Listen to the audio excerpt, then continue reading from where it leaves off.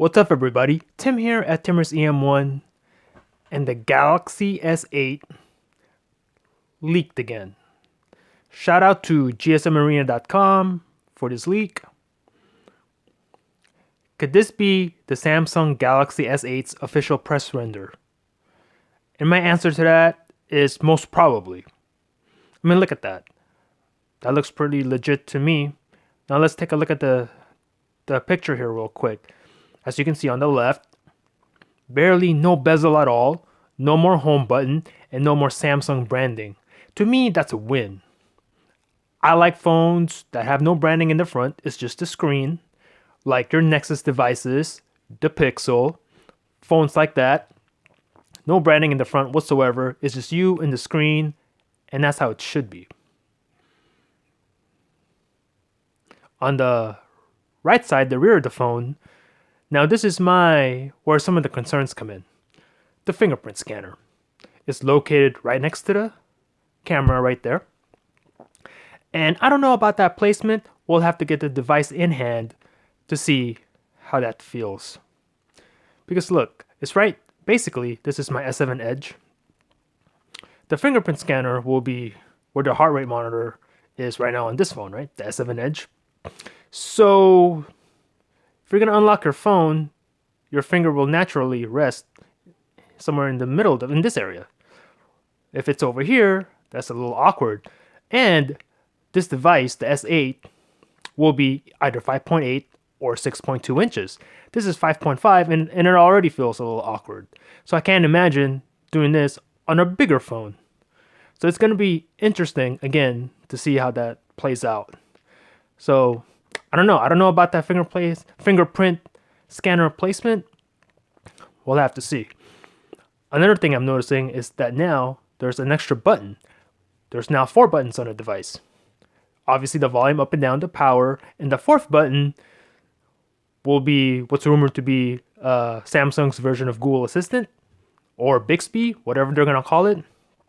Again, I don't know about that. We'll see how it plays out. S-Voice, I disliked S-Voice. I never used it on my previous Samsung devices. So we'll see how that plays out. And also the size. Coming in at 5.8 inches for the smaller S8 and 6.2 inches for the larger version. Now look, if you have a Galaxy S5, an S6, or an S7, hit me up in the comments. If you're looking forward to upgrading to the S8, and if you're keeping up with the rumors, you're finding out that the smaller size is 5.8 inches. So an S5, S6, or S7, that phone is 5 inches or 5.1 inches. It's similar to the size of this phone. This is the Zook Z2, by the way. Comes with a Snapdragon 820, 4 gigs of RAM, Adreno 530 for under $200. I'll link to the unboxing video to this phone below. But anyway, this is a small device, 5 inches, right? So the jump from 5 inches to 5.8, this is the Huawei Mate 9. This is a 5.9 inch phone, but you get the idea. Look at that massive size difference.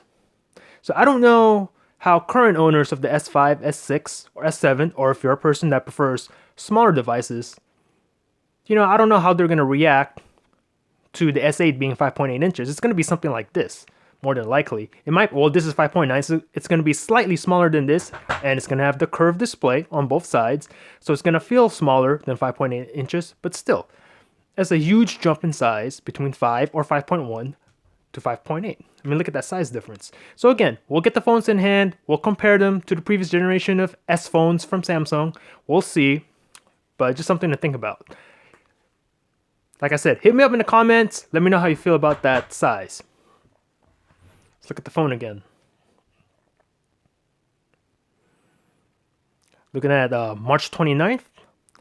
Unpacked event is when they're going to maybe announce it. And then April 21st, the official sale date. So you know what? Despite all of what I just said regarding the fingerprint scanner and the size, I'm really, really excited for this phone. Snapdragon 835.